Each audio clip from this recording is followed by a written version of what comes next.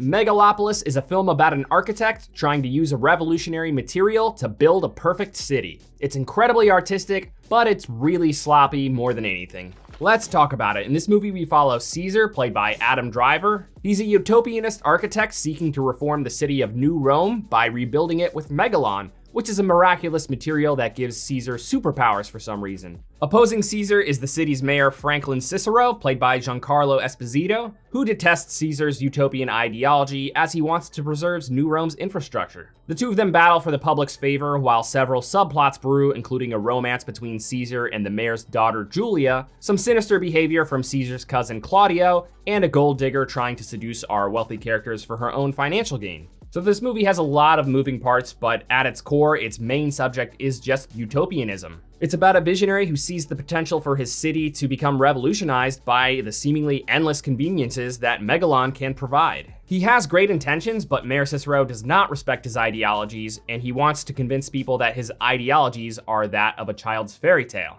This film tackles a lot of complicated subjects, including perfectionism, political influence, time, tackling grief. But it does not dig into them deep enough, not even close. It floats them around and then it just moves on to the next one. They went with quantity over quality here. This movie makes a lot of cryptic, half-baked statements and observations about idealism that do not form a cohesive narrative. A lot of characters were screwed the same way. There's plenty of them, and for most of them, we just don't get a good sense of the origin of their intentions. For example, Claudio, played by Shia LaBeouf, he has a deep-rooted hatred for his cousin Caesar.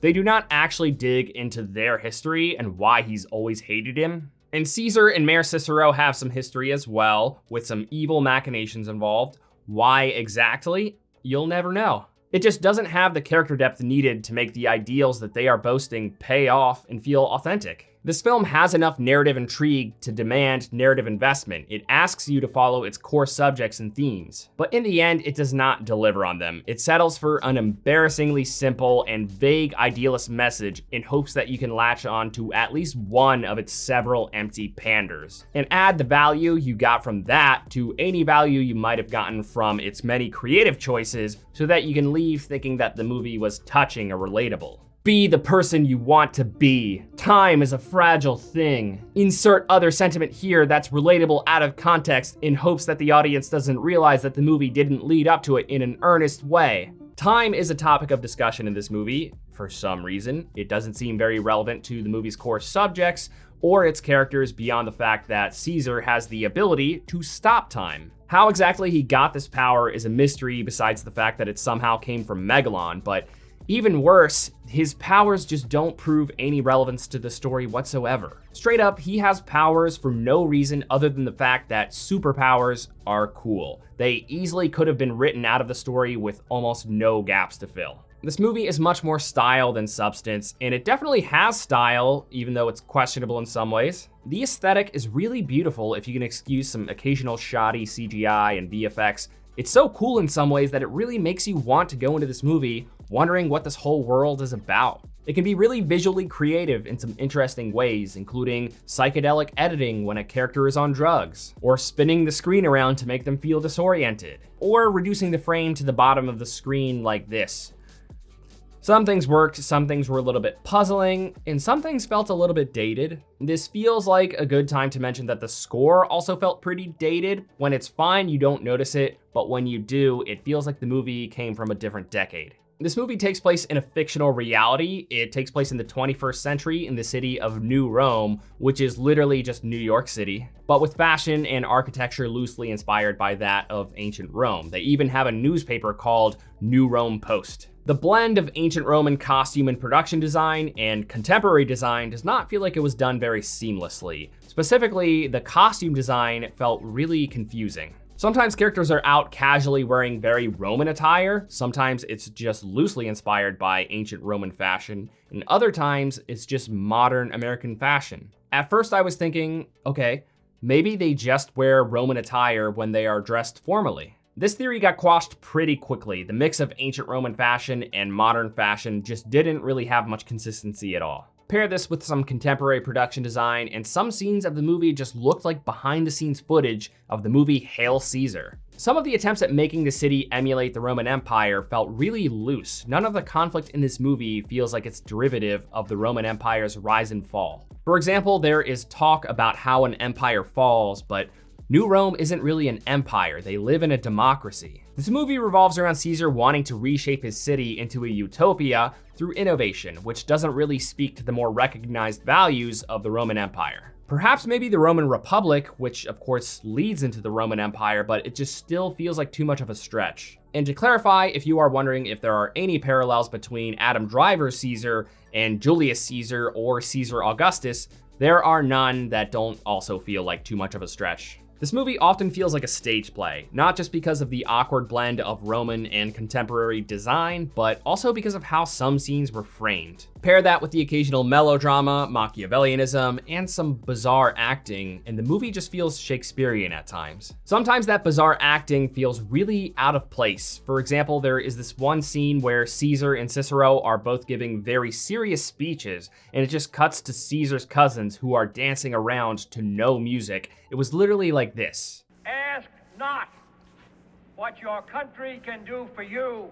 The performances are a mixed bag. Some actors were pretty solid. Natalie Emanuel and Shia LaBeouf were both pretty impressive. Aubrey Plaza was not. She was probably just a miscast. I think she's a fine actor. I just don't think that she was the right person to convincingly play a seductive villain. Adam Driver is impressive sometimes, and then other times he feels really awkward. That could be the result of bad director's notes or maybe just bad dialogue. Pretty much every time a character felt weird, it led me to wonder, is it just bad acting or were they just given really strange dialogue? Because the dialogue, in the same fashion of the production and costume design, feels really confused. It teeters back and forth between really polished, eloquent dialogue and just modern, working class dialogue, sometimes within the same sentence. It can be really jarring sometimes. So among the many shortcomings of this movie, there were two that really stuck out to me personally. The first was how forced the romance between Caesar and Julia felt. As a fan of romance films, it really bothers me when on-screen romances are built on implausible foundations.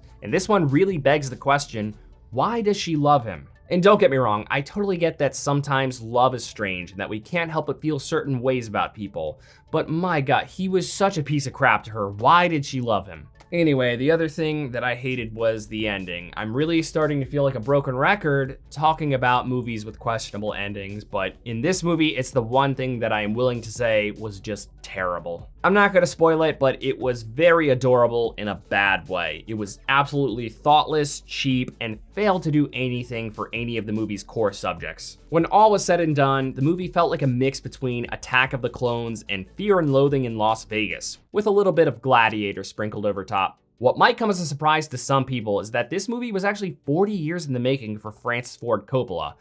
But I actually totally believe it. Having had many creative outlets myself over the years, I totally know what it's like to put a project down for some time, and then pick it back up later, and then put it back down, and then back up, and then maybe a few times over an extended period. To the point where when it's finally done, it's been touched up by so many different mindsets of yours that, figuratively speaking, it just comes out held together by hot glue and Scotch tape. This movie is trying to do so many different things that it feels like it was adapted from the ramblings of a person who is just wasted, as if Coppola got really blackout drunk and then did this. Yeah, I got an idea.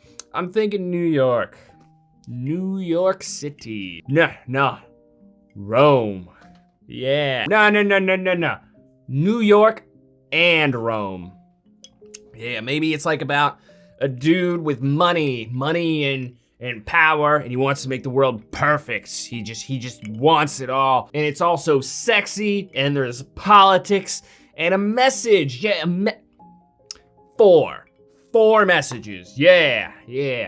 And you know what?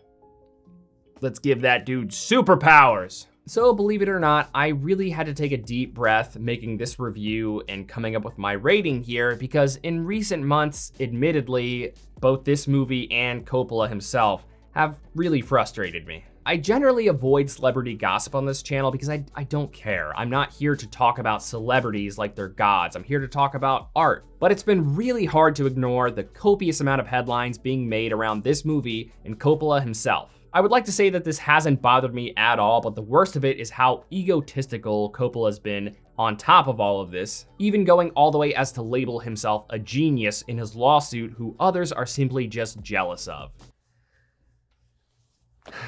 The reason I'm bringing all this up is because I don't want there to be any mistake that I'm just dunking on this movie because of any potential influence from bad press. So I just want to say that I promise that I went into this movie with every intention to see the best in it, because I just think it's a strange thing that people do, especially in internet culture, where they just love to hate movies, even going all the way as to say things like, "Oh God, I hope that movie sucks." It's just a strange thing I don't understand. So I did want to enjoy this movie, but I need to be honest, Coppola did a bad job. Overall, this movie is just a pretentious hodgepodge of ideas that don't meld together. So all things considered, I would say that this movie is a disappointment. I don't think that there is a good reason to see this movie unless you are really curious to see how Coppola's genius project came out. Thank you for watching this review. If it brought you any value at all, please give it a like. It really helps the channel grow. I'll see you next week with my review of Joker Folie à Deux.